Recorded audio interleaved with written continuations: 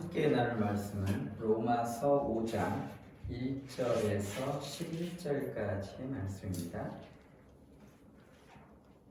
로마서 5장 1절에서 11절까지의 말씀 제가 봉독해 드리겠습니다. 그러므로 우리가 믿음으로 의롭다 하심을 받았으니 우리 주 예수 그리스도로 말미암아 하나님과 화평을 누리자. 또한 그로 말미암아 우리가 믿음으로 서 있는 이 은혜에 들어감을 얻었으며 하나님의 영광을 바라고 즐거워하느니라. 다만 이뿐 아니라 우리가 환난 중에도 즐거워하나니 이는 환난은 인내를, 인내는 연단을, 연단은 소망을 이루는 줄 알미로다. 소망이 우리를 부끄럽게 하지 아니하며 우리에게 주신 성령으로 말미암아 하나님의 사랑이 우리 마음에 부음바 되니 우리가 아직 연약할 때에 기약대로 그리스도께서 경건하지 않은 자를 위하여 죽으셨도다. 의인을 위하여 죽는 자가 쉽지 않고 선인을 위하여 용감히 죽는 자가 혹 있거니와 우리가 아직 죄인 되었을 때에 그리스도께서 우리를 위하여 죽으심으로 하나님께서 우리에 대한 자기의 사랑을 확증하셨느니라. 그러면 이제 우리가 그의 피로 말미암아 의롭다 하심을 받았으니 더욱 그로 말미암아 진노하심에서 구원을 받을 것이니 곧 우리가 원수 되었을 때에 그의 아들의 죽으심으로 말미암아 하나님과 화목하게 되었은즉 화목하게 된 자로서는 더욱 그의 살아나심으로 말미암아 구원을 받을 것이니라. 그뿐 아니라 이제 우리로 화목하게 하신 우리 주 예수 그리스도로 말미암아 하나님 안에서 또한 즐거워하느니라. 아멘. 오늘은 로마서 5장에 있는 말씀입니다. 로마서 5장에서 8장까지는 바울은 새로운 주제를 이제 이야기를 합니다. 그것은 그리스도 안에서의 새 삶과 미래의 소망입니다. 5장에서 8장을 간략하게 요약을 하면 오늘 본문 말씀 1절에서 11절은 그리스도인이 현재 누리는 복, 하나님과의 화평을 통해서 현재 누리는 복과 미래의 소망을 서술하고 있고 12절에서 21절까지는 아담과 그리스도 사이의 대조가 지배적으로 나타나고 있습니다. 특히 여기서 바울은 그리스도의 죽음이 새로운 시대, 은혜의 통치 시대를 도래케 했다고 주장합니다. 또 6장 1절에서 23절은 새로운 시대의 삶, 이건 종말론적인 삶을 의미하는데 새로운 시대의 삶이 그리스도인의 삶에서 어떻게 실현되는지를 설명하고 있습니다. 그것은 그리스도인이 믿음으로 그리스도의 죽음에 동참하여 죄의 세력에 대해서는 죽고 하나님께 대해서는 새로운 삶을 영위하게 되는 것입니다.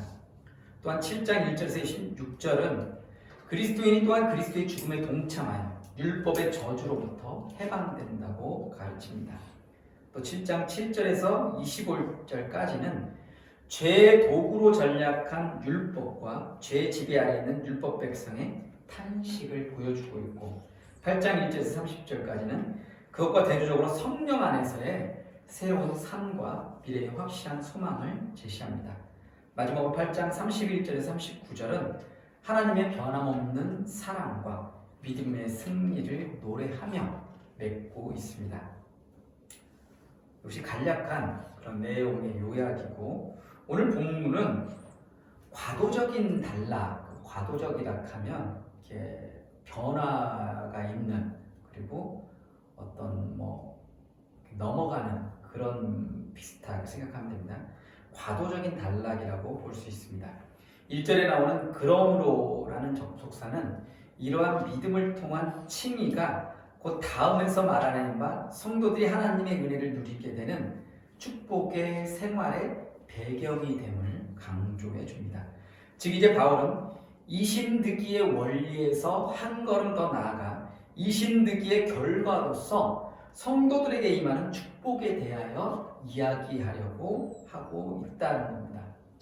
죄인은 단순히 연약한 자가 아니고 하나님께 반역한 자로서 하나님의 원수이고 진노의 대상입니다.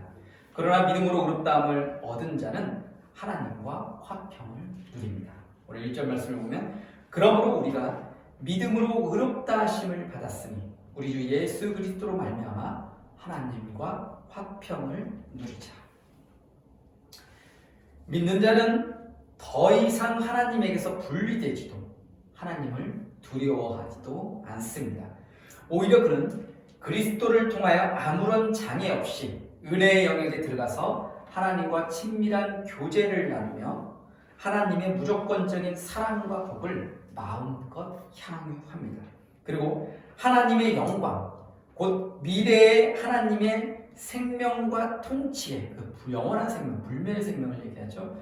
그 생명과 통치에 참여할 것을 소망하면서 자랑한다라는 겁니다. 오늘 2절 말씀에 보면 또한 그로 말미암아 우리가 믿음으로 서 있는 이 은혜에 들어감을 얻었으며 하나님의 영광을 바라고 즐거워하느니라. 원래 하나님의 영광은 창조주 하나님께서 인간과 천사를 포함하여 모든 피조물로부터 당연히 받아야 할 경배와 찬양을 가리킵니다. 본래 하나님의 형상대로 창조된 인간에게도 이러한 영광의 일부가 있었으나 범죄함으로 인하여 잃어버린 바 되었습니다. 그러나 그리스도를 믿음으로 인하여 성도들은 다시 하나님의 자녀가 되었고 이러한 영광도 다시 회복할 수 있게 된 것입니다.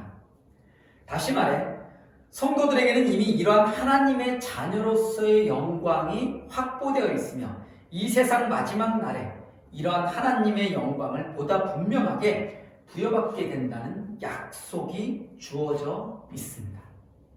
로마서 8장 18절 30절 말씀에 보면 생각하건대 현재의 고난은 장차 우리에게 나타날 영광과 비교할 수 없도다. 또 미리 정하신 그들을 또한 부르시고 부르신 그들을 또한 의롭다 하시고 의롭다 하신 그들을 또한 영화롭게 하셨습니다. 계시록 22장 5절 말씀에도 다시 밤이 없겠고 등불과 햇빛이 쓸데없으니 이는 주 하나님이 그들에게 비치십니다. 그들이 세세토록 왕노릇하리로다. 이것이 그리스도인이 나중에 하나님과 함께 누리게 될 그 영광이다라는 겁니다. 그러므로 우리는 이러한 미래의 영광을 소망하는 가운데 어떠한 환난과 핍박 중에도 즐거워하며 끝까지 인내할 수 있는 것입니다. 많은 목회자들과 그리스도인들이 착각하는 것 중에 하나가 바로 예수님을 믿으면 무조건 이 세상에서 만사형통하며 성공하게 된다는 것입니다. 물론 그러한 축복 역시 하나님께서 주시고자 하는 자는 받아 누릴 수 있을 것입니다. 그리고 또 그런 것들을 증거하는 이들도 많이 있긴 있어요. 하지만 그것이 다가 아니다라는 겁니다. 성경은 대체적으로 예수 믿는 자가 이 땅에 사는 동안 오히려 더 많은 환난을 당하게 되리라는 사실을 강조하고 있다는 겁니다. 그러기에 예수님께서도 아무든지 나를 따라오려거든 자기를 부인하고 날마다 제 십자가를 지고 나를 쫓을 것이라고 그렇게 말씀하신 것입니다. 쉽게 말해 예수님을 따르는 사람에겐 피할 수 없는 환난이 분명히 있다는 것입니다. 그것이 어떤 세상적인 그런 환난과는 다를지라도 육체적인 그런 환난이 아닐지라도 분명히 영적으로나 아니면 다른 모양의 그런 환난이 분명히 있다는 겁니다. 사도들도 또한 우리가 하나님의 나라에 들어가려면 많은 환난을 겪어야 할 것이니라고 경고하고 있습니다. 하나님을 모르는 자들은 천박한 욕심에 자신을 내어 맡기고 이 세상에 파묻혀 소망 없이 멸망하게 되지만 믿는 우리는 고난을 통하여 하나님을 바라보고 의지하는 법을 배우게 되며 예비된 미래의 영광을 더욱 소망하게 되는 것입니다. 그래서 복음성가 가사도 그런 것들이 많지만은 우리가 뭐래요? 고난은 우리의 영광이라. 고난 없는 영광은 없다라는 표현을 많이 씁니다. 그러니까 고난도 유익이라 하고 고난도 영광이라 하고 오히려 그것을 통해서 우리가 더욱더 하나님을 사랑하게 되고 하나님께 나아가게 된다라는 겁니다. 오늘 보면 5절 말씀처럼 그리스도인의 소망은 결코 부끄럽게 되지 않습니다. 그것은 환상이나 공상이 아닙니다. 또한 우리의 소망의 궁극적인 토대는 바로 하나님의 사랑입니다. 하나님의 사랑은 그리스도의 십자가 안에 극명하게 나타나 있습니다. 우리가 아직 연약할 때, 우리가 아직 죄인 되었을 때 그리스도는 경건치 못한 우리를 위해서 죽으셨습니다. 이것은 인간의 사랑을 초월한 것입니다. 6절 8절에 보면 처음에 시작할 때 우리가 아직 연약할 때에, 8절에도 우리가 아직 죄인 되었을 때에, 이것은 궁극적으로 모든 인간이 인류의 조상 아담의 범죄 아래 그 죄책을 전가받음으로 전적으로 부패한 죄성을 지니게 되었음을 의미합니다. 그러기에 인간은 스스로 구원의 길을 찾을 수도 하나님의 구원의 은총을 기대할 수도 없는데, 바로 그러한 인간을 위하여 예수께서 친히 십자가에서 대속적인 죽음을 당하신 것입니다. 하나님은 죄인된 우리가 원수처럼 하나님을 대적할 때 자기의 사랑하는 아들을 내어주셨습니다. 인간의 도덕적인 관점에서 보면 하나님의 아들의 죽음은 적절하지 못한 것입니다. 원수들에게 불타는 진노의 심판을 퍼부어야 할 때 오히려 원수들을 위하여 자기의 아들을 내어주셨다는 겁니다. 바로 여기에 하나님의 사랑의 위대함이 있습니다. 또한 우리는 성령의 도우심을 통하여 이러한 하나님의 사랑을 깨닫고 확신하며 마음 깊이 체험하게 됩니다. 우리가 하나님의 사랑으로 충만하여 그 사랑에 사로잡힐 때 우리는 전적으로 하나님의 것이 됩니다. 여기서 우리가 주목할 것은 하나님의 사랑이 성령을 통하여 우리에게 온다는 사실입니다.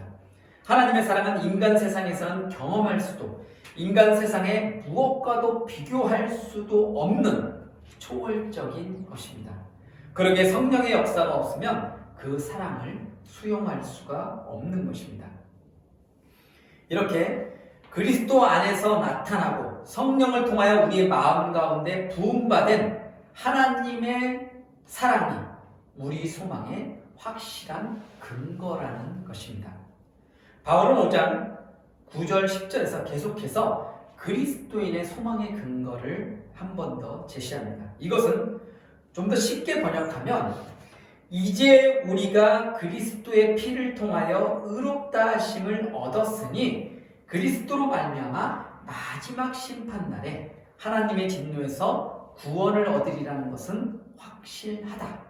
10절 말씀에서도 우리가 원수로 있을 때에 그 아들의 죽으심으로 하나님과 화목하게 되었다면 화목이 이루어진 이상 우리는 그의 살으심을 통하여 구원을 얻으리라는 것은 더욱 확실하다. 요걸 또 다른 번역인 메시지 성경, 유진 피터슨이라는 분이 쓴 메시지 성경을 보면 이것을 이렇게 번역하고 있습니다. 9절 11절 말씀을 이 희생적 죽음, 이 완성된 희생제사를 통해 우리는 하나님 안에 바로 세워졌습니다. 그러므로 이제는 더 이상 하나님과 사이가 멀어질 일은 없습니다. 생각해 보십시오. 우리가 최악이었을 때에도 그분 아들의 희생적 죽음을 통해서 우리와 하나님 사이가 친밀하게 되었습니다. 뭐냐면 우리가 최악인 상태, 도저히 용서받을 수도 없고 구원받을 자격조차 없는 그 최악인 상태에서도 하나님은 자기의 독생자 예수 그리스도를 내어주셨다는 겁니다. 그렇다면 우리가 최선인 지금 그분의 부활 생명이 우리 삶을 얼마나 드넓고 깊게 하겠습니까? 하나님과 친구가 되는 이 엄청난 선물을 실제로 받아 누리고 있는 우리는 이제 더 이상 단조로운 산문적 표현에 만족할 수가 없습니다. 우리는 노래하고 외칩니다. 메시아 예수를 통해 하나님께 우리의 찬양을 드립니다. 이렇게 번역을 했어요.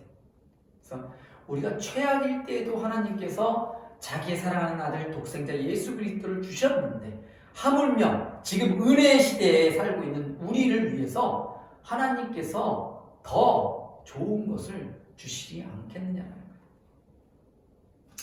결론적으로 하나님은 원수인 죄인들을 위하여 자기 아들을 내어주심으로써 인간에 대한 정의를 종식시키셨습니다. 믿는 자는 이제 하나님과 화평을 누리며 성령의 도우심으로 하나님을 아빠 아버지, 이걸 아빠 아버지, 우리가 아빠 할 때 하는 그 아빠 아버지라고 부를 수 있게끔 하셨다는 것. 말하자면 믿는다는 이제 하나님의 원수가 아니라 하나님의 사랑받는 자녀인 것입니다. 더 이상 우리에게는 미래에 대한 두려움이 없습니다. 우리를 위하여 죽으신 그리스도는 이제 또한 우리를 위하여 살며 과거의 악한 세력들을 파괴하셨듯이 미래의 모든 위협들을 분쇄하실 것입니다. 실로 그리스도는 취소될 수 없는 하나님의 우리를 위하신 그 자체인 것입니다. 그러므로 우리는 살아계신 그리스도를 통하여 미래의 구원을 확신할 뿐만 아니라 우리를 하나님과 화목하게 해주신 그리스도를 통하여 하나님을 자랑하시는 것입니다. 그것이 오늘 본문 11절 말씀, 그뿐 아니라 이제 우리로 화목하게 하신 우리 주 예수 그리스도로 말미암아 하나님 안에서 또한 즐거워하느니라. 성도의 궁극적 구원의 근거는 예수 그리스도의 부활에 있습니다. 더욱이 십자가에서 순환당하신 후 다시금 살아나 승천하신 예수께서 지금도 하나님 우편에서 우리 성도들을 위하여 친히 간구하고 계시니 이에 우리의 궁극적 구원은 더욱 확고한 것입니다.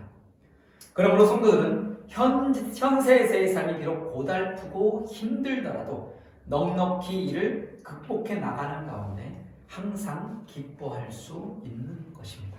그래서 빌립보서 4장 4절에 보면 주 안에서 항상 기뻐하라. 내가 다시 말하오니 기뻐하라고 말씀하고 있습니다.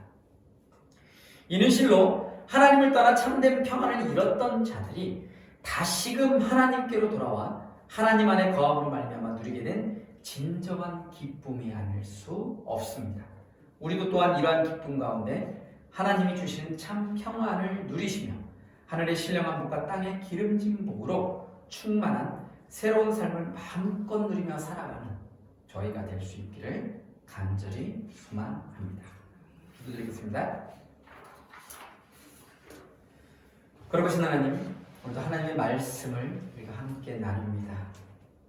하나님의 말씀처럼 우리가 그리스도 안에서 새로운 삶을 또한 누리게 하시고 그 기쁨을, 그 영원한 기쁨을 우리가 결코 잊지 않도록 도와주시옵소서.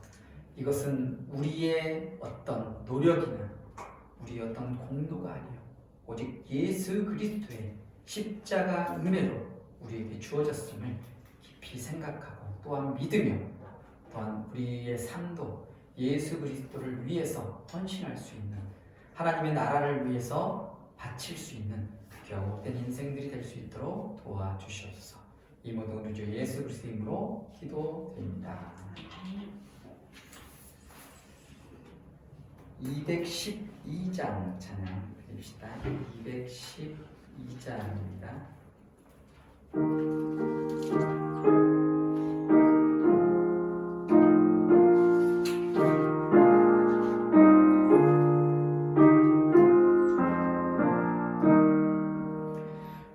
겸손히 주를 섬길 때 괴로운 일이 많으나 구주 연에게 힘주사 잘 감당하게 하소서. 인자 말을 가진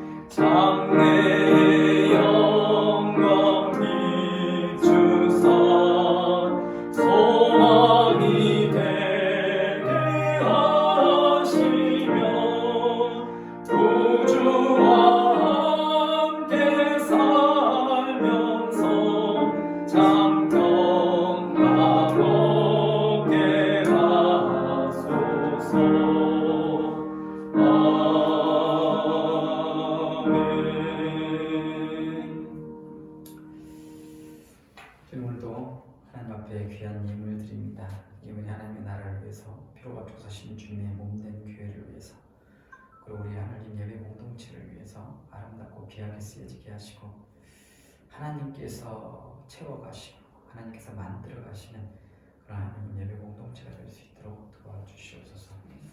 주님, 어디에서 무엇을 하든지 이곳을 염려하며 함께 마음으로 애쓰며 기도하는 손길들 주님께서 기억해 주시고, 그들의 삶 가운데서도 물질적으로 부족하지 않게 하시고 늘 풍족한 삶을 누릴 수 있는 복된 인생들이 될 수 있도록 도와주시옵소서.